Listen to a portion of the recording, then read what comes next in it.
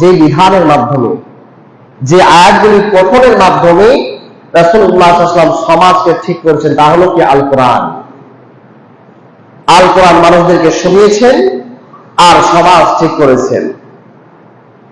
কোরআন এবং সুন্নাহ যদি মানুষ পড়ে, জানে আর সেটা যদি সমাজে বাস্তবায়ন করে, অবশ্যই সে সমাজ সুন্দরভাবে সুপ্রতিষ্ঠিত হবে, যেটা মুহাম্মদ সাল্লাল্লাহু আলাইহি ওয়াসাল্লাম করেছেন। আমরা সূরা আল ইমরানের 164 নম্বর আয়াত থেকে জানতে পারছি যে আল্লাহ রাব্বুল আলামিন অনুগ্রহ করেছেন মুহাম্মদ সাল্লাল্লাহু আলাইহি ওয়াসাল্লামকে কি দিয়ে? আল কোরআন দিয়ে। যেই কোরআন মানুষদেরকে পাঠ করিয়ে শুনিয়ে, মুহাম্মদ সাল্লাল্লাহু আলাইহি ওয়াসাল্লাম মানুষদেরকে পাঠ করিয়ে শুনিয়ে তিনি কি করেছেন? সমাজকে ঠিক করেছেন, সমাজের কাঠামো পরিবর্তন করেছেন। যে মানুষগুলি পথভ্রষ্ট ছিল, যে মানুষগুলি দিশেহারা ছিল, এই সমস্ত মানুষগুলিকে পথ দেখিয়েছেন।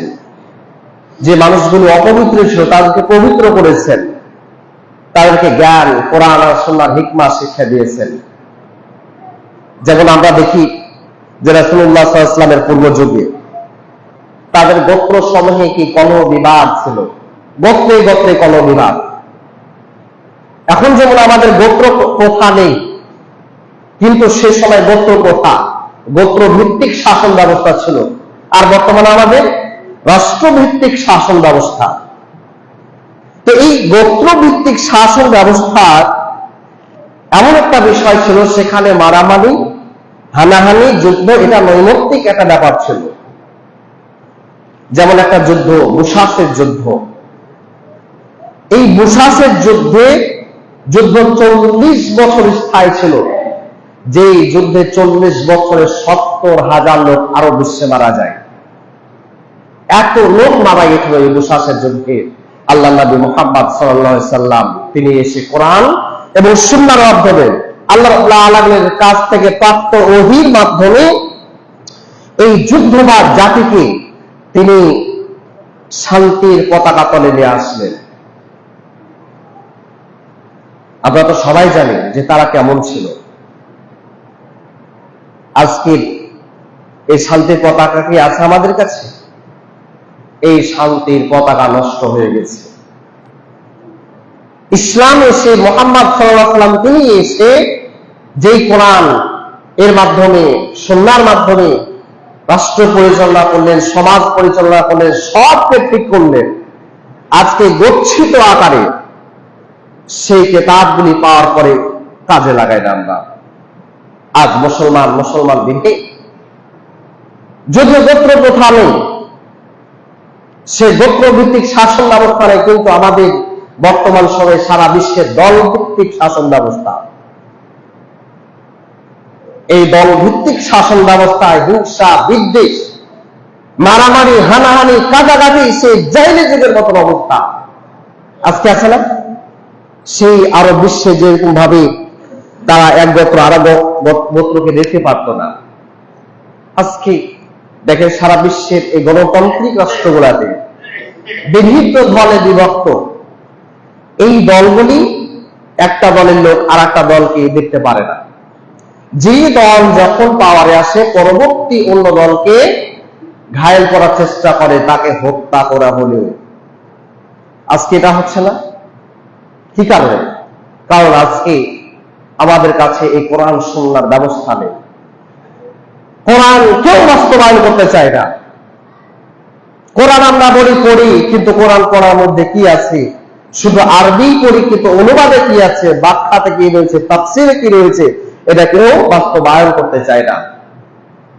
এই জন্য আমরা বলি, আরব পূর্ব যুগে যেইভাবে জাহিলি যুগ ছিল, গোত্রে গোত্রে একটি মারামারি, হানাহানি ছিল, বর্তমান সময়ে কোরআন সুন্নাহকে বাদ দিয়ে এই দল ভিত্তিক শাসন ব্যবস্থায় আছে, এই গণতান্ত্রিক শাসন ব্যবস্থায় এমন ভাবে মুসলমানদেরকে ডিভাইডেড করে দেওয়া হয়েছে যে কেউ কোন দলকে সহ্য করতে পারে না। আমার দলকে টিকে রাখতে হবে, অন্যকে হত্যা করে হলেও, যা আমরা স্বাধীনতার পরবর্তী যুগ থেকে এই 50 বছরে আমার দেশে দেখতে পাচ্ছি। সারা বিশ্বে এটা চলছে, তবে আমার দেশের আমরা কথা বলি। এই হলো অবস্থা। এটা তো ইসলামে এটা বলে নাই, ইসলাম তো এটা চাই নাই। যেই যে দল করুক না কেন, আমরা সবাই হচ্ছে মুসলিম, সবার টার্গেট হবে কি কোরআন এবং সুন্নাহকে বাস্তবায়ন করা। আল্লাহ যে নিয়ামত দিয়েছেন, অনুগ্রহ করেছেন, এটাকে কাজে লাগানো। আল্লাহ রাব্বুল আলামিন কত সুন্দর কথা বললেন। কাদের কথা? আরো বিশ্বের কথা বলছেন। যে দলগুলি, যে মানুষগুলি, যে গোত্রগুলি তারা পথভ্রষ্ট ছিল, শুধু কোরআন সুন্নাহর ছায়াতলে আসার কারণেই তারা কি হয়েছেন? তারা ভাই ভাই হয়ে গেছেন, শান্তিপূর্ণ সমাজ ছিল, হয়ে গেছিল। আল্লাহ রাব্বুল আলামিন সূরা আল ইমরানের 103 নম্বর আয়াতে বলছেন, আল্লাহ তাআলা বলছেন, ওয়াজকুরু নি'মাতাল্লাহি আলাইকুম ইয কুনতুম আ'দাআন ফা'আল্লাফা বাইনা কুলুবিকুম ফাআসবাহতুম বিনি'মাতিহি ইখওয়ানা। আর আল্লাহ তাআলা নিয়ামত সমূহকে তোমরা স্মরণ করো। সেই নিয়ামতটা কি? ইয কুনতুম আ'দাআন, যখন তোমরা পরস্পরের শত্রু ছিলেন, মারামারি করেছিলেন, হানাহানি যুদ্ধ করেছিলেন, ফাআল্লাফা বাইনা কুলুবিকুম ফাআসবাহতুম ইখওয়ানা বিনি'মাতিহি ইখওয়ানা, অতঃপর আল্লাহ রাব্বুল আলামিন তোমাদের মধ্যে একটা সম্প্রীতি দান করলেন। এই সম্প্রীতির মাধ্যমে তোমরা পরস্পর ভাই হয়ে গেলে। হয় নাই?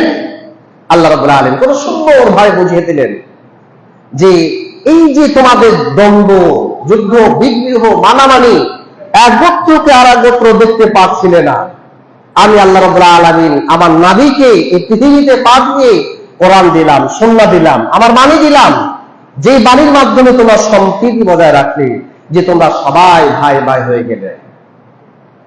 দেখেন,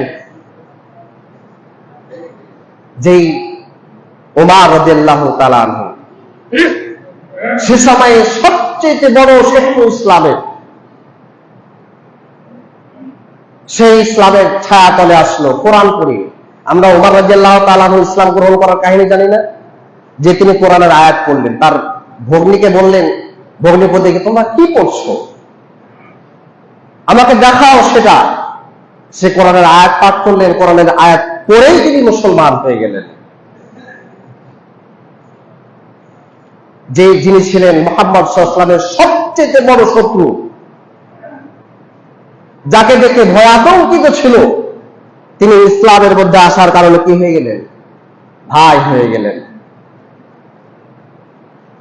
আবু সুফিয়ান ইসলামের চূড়ান্ত শত্রু, ইসলামের পূর্ব অবস্থায় ইসলাম গ্রহণ করলেন মক্কা বিজয়ের পর। তিনি কি দেখেন কি সুন্দর একটা সমাজ ব্যবস্থা হয়ে গেল। কেউ কারো শত্রু ছিল? কেউ কারো শত্রু ছিল না। ইতিহাস দেখেন, আউস খাজরাজ দ্বন্দ্ব, মদিনায় কেউ কারো পক্ষে ছিল না, যুদ্ধ বিগ্রহ লেগে থাকতো। মুহাম্মদ সাল্লাল্লাহু আলাইহি ওয়াসাল্লাম যখন মদিনায় গেলেন, এই কোরআনের আইন বাস্তবায়ন করলেন, ওহীর দাওয়াত তাদেরকে দিলেন, দিয়ে তিনি কি করলেন? একত্রিত করে দিলেন, সবাই ভাই ভাই হয়ে গেল। মদিনার এক লোক, মক্কার আর এক লোক, আনসার এবং মুহাজির, দুই এলাকা, দুই প্রান্তরে দুই রকম লোক, দুই জাতির লোক, সবাই ইসলামের ছায়াতলে আসার কারণে দেখেন সব পরস্পর ভাই হয়ে গেল। কারণটা কি? কোরআন আর সুন্নাহর ছায়াতলে এসেছে। আজকে আমাদের দেশের যে দলগুলি আছে, রাজনৈতিক দলগুলি আছে, কোন দল তারা কেউ বলে না যে আমরা কোরআন আর সুন্নাহর বাস্তবায়ন করতে চাই। কোন দল যদি চায়, তাদেরকে বিভিন্ন জঙ্গি, জামাত, শিবির, সেই কথা বলে তাদেরকে চিপে জাঁতাতে পিষে তাদেরকে নির্যাতন করা হয়। এক একটি দল এক একটা আদর্শে বিশ্বাসী, 40-50টি দল আছে, সবাই নিজের বাস্তবায়ন করতে চায়, নিজের মতাদর্শ বাস্তবায়ন করতে চায়। কিন্তু কেউ বলছে না যে আমরা কোরআন আর সুন্নাহ বাস্তবায়ন করতে চাই, এটা কেউ বলে না।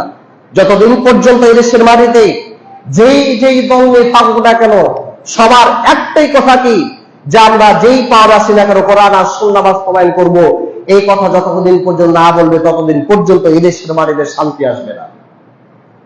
একমাত্র এদেশকে শান্তি দিতে পারে, এদেশের যুদ্ধ বিগ্রহ, এই যে হিংসা, বিদ্বেষ, হানাহানি, সবকিছুকে দূর করতে পারে কোরআন আর সুন্নাহ।